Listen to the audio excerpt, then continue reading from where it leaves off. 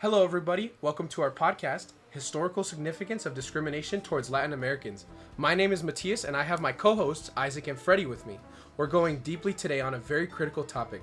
How has discrimination against Latin Americans evolved, and what has been the contribution of European colonialism? Of course, Matthias, not just knowing about contemporary discrimination, but also its colonial origin. European colonization built the ground for institutionalized racism and inequality.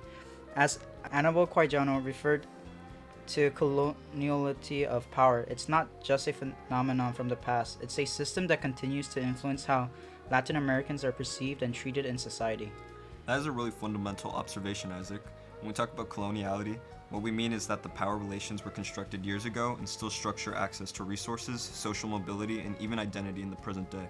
To most Latin Americans, this is not an abstract idea. This is a lived experience based on years of exclusion and marginalization. Exactly, Freddie, and that is connected to Stuart Hall's discourse theories, including the regime of truth. According to him, dominant discourses that are constructed in education, media, and culture mediate what society holds to be true. In our case, those truths are likely to distort Latin American identities. And that's why today's conversation is so critical. We're not just analyzing what went down in the past, but how what went down in the past still echoes today. And the media especially has a huge role to play in continuing or disrupting those old power dynamics. And speaking of media, we will also be discussing how TV shows, movies, and even songs represent and sometimes counteract these stories. Before we start, listen to a quick clip from the Netflix show Narcos. It's a great example of the kinds of portrayals we're exploring today. Soy Pablo Emilio Escobar Gaviria. Haciendo negocios, así que pues fresco. Ustedes eligen plata o plomo. We were witnessing the formation of the famed Medellin cartel. There was Jose Rodriguez Gotcha, the Ochoa brothers, and last but not least, Pablo Escobar. Before long. Thank you for that, Freddie. This video says so much about how Latin Americans come to be represented as criminals or drug lords. This episode is all about shedding light on those representations, tracing them back through their historical beginnings, and imagining bigger stories down the road. And hopefully by the end of it, we will all have a better understanding of how ingrained these issues are and how we can get at subverting them. We can start with how Latin Americans are depicted in the media. TV shows such as Narcos tend to perpetuate a stereotypical view of Latin Americans as criminals or cartels. It might seem harmless, but when these kinds of depictions are well known, they shape the way people perceive actual communities. But a film like Roma tells a very personal story about an indigenous house servant who works in Mexico. The film doesn't simply show hardship, it shows dignity, strength, and cultural depth. It's the difference from the depictions made by the usual films. And then there's Encanto, which celebrates Latin American culture. But even in the positive portrayals, we need to examine what is being expressed and what isn't. Is it presenting us with cultural depth, or is it flavorful, purely for the purpose of selling the movie? I believe Hall's concept of the West and the rest is applicable here. These media shows Latin America in a dangerous or culturally backward place compared to a more advanced West. And that is not accidental. It's rooted in colonial ideologies that placed Latin America as the other. And when you can see these representations again and again in the popular media, it subtly shapes social expectations and biases. And that's why it's not just about representation. It's about what the representation accomplishes. When the dominant narrative is negative or lacking in cultural depth, it fuels discrimination. People begin internalizing these representations as truth.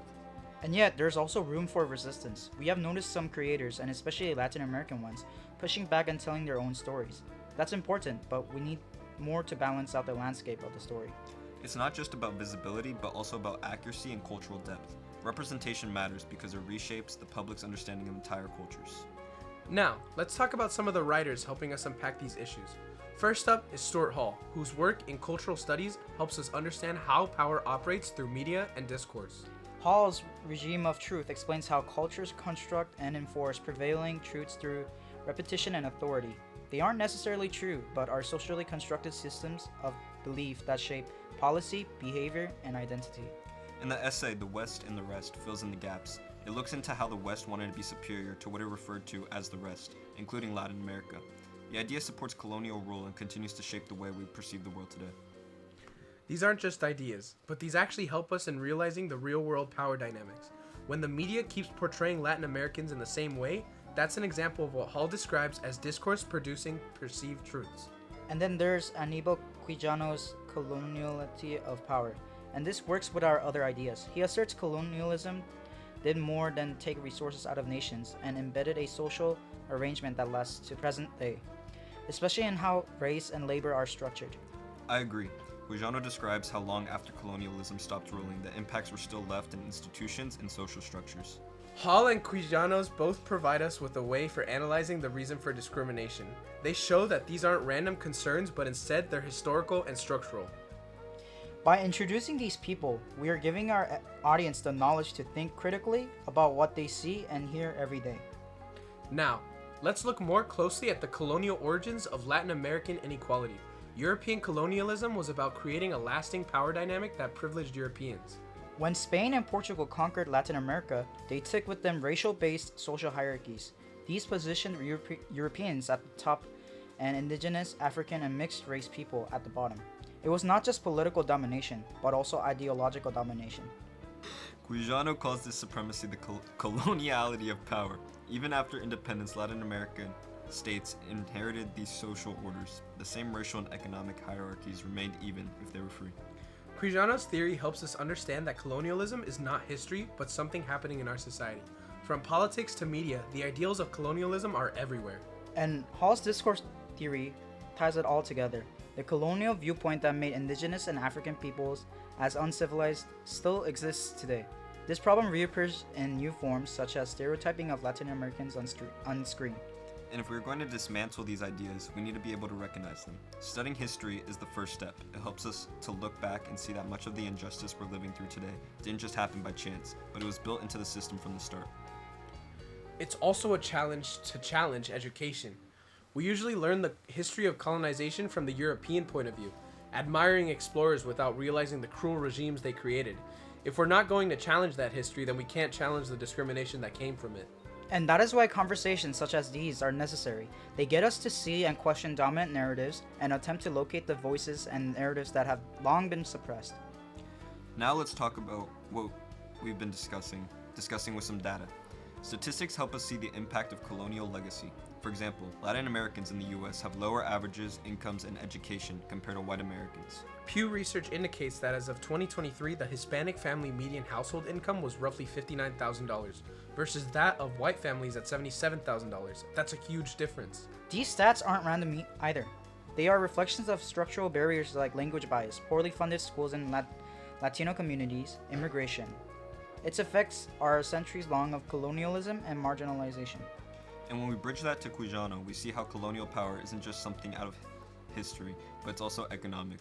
Latin Americans were made to be workers during colonial times. Data and context matters. Numbers and of themselves don't tell the story, but when we pair them with historical context, we see the sources of inequality.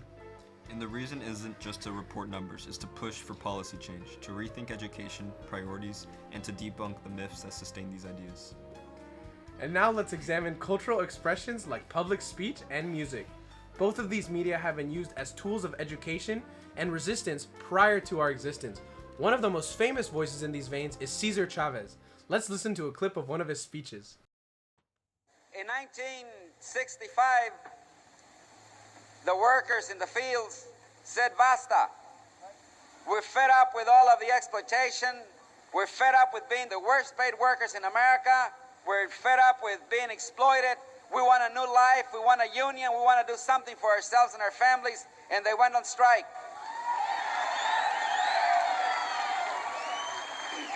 And everybody, all the experts throughout the country said that they were crazy because they couldn't win because the growers were very powerful and that the workers were very weak and they couldn't win.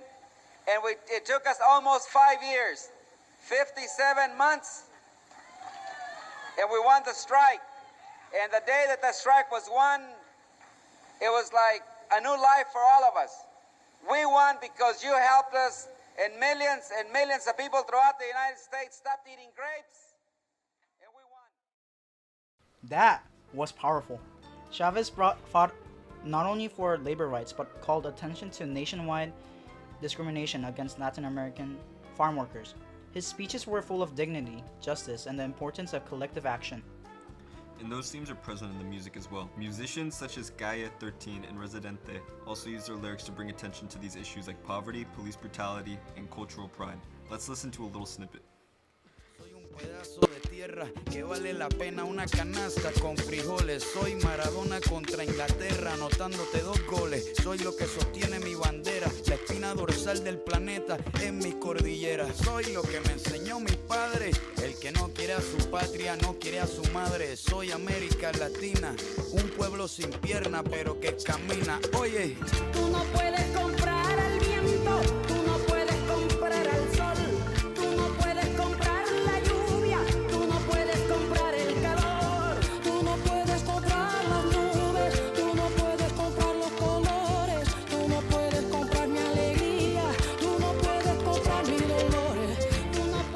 You can hear the urgency in the message.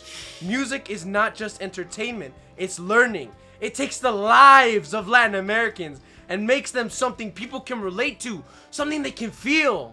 And it resists mainstream issues. Take Hall's definition of discourse and Quijano's coloniality. These artists are reclaiming the narrative. They're replacing years of stereotypes with messages of empowerment and resistance. Exactly! They're asserting cultural identity of their own terms. Music is a way of resisting marginalization, not just by condemning injustice, but by celebrating what's been suppressed historically. It's also a way of bridging generations.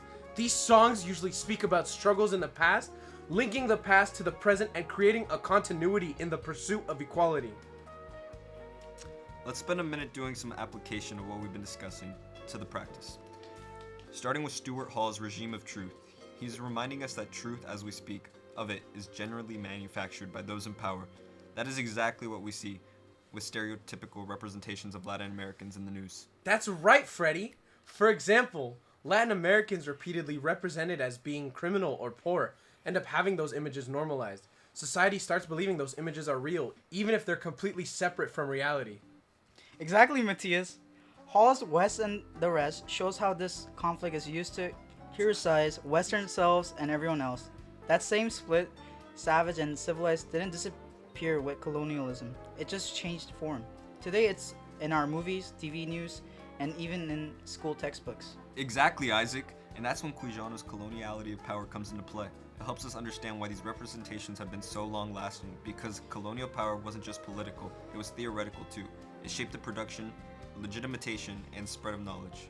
Huh, I never thought about it that way. But I think that's why these concepts are so important.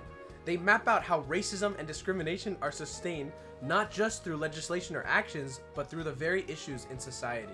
Yes, Matthias. And when we bring those stories into question through podcasts like this one, or through art, education, and activism, we're not just speaking truth to power. We're trying to reprogram the systems that power relies upon. Piggybacking off Isaac's idea, we're inspiring others to do the same. The first step is always awareness. Once you start seeing the patterns, you can't help but keep seeing them. And if that's awareness, which creates action. Monkey backing off of Freddie's point, that's why Hall and Quijano are not just academic names. They're maps for navigating and transforming the world we live in. So, what do we want our listeners to be able to take away from today's episode? First and foremost, awareness. Discrimination in Latin America did not happen by magic. It's rooted in history, and it's reinforced by mechanisms that many of us take for granted. And also, we encourage listeners to critically think about the media. Don't take representations at face value. Ask yourself, who made them? Who profits off of them? And what is being hidden? And it's also about empathy. To understand the challenges of Latin American communities, you have to listen to their narratives, not only through statistics, but also through art, music, and everyday life. And it is education, a lot of it. Whether in schools, in the workplace, or online, we must keep having these conversations. We also need to grasp our place within these structures, whether Latin American or not. We're all involved either in reaffirming or in resisting these ideas. Wow, guys, that was powerful. But I think we're forgetting one thing. Cultural change isn't an overnight process, but it can happen through conversation, self-reflection, and activism. Every little bit helps. So, if you're hearing this, think about how you might contribute. Share what you know. Challenge what you've assumed.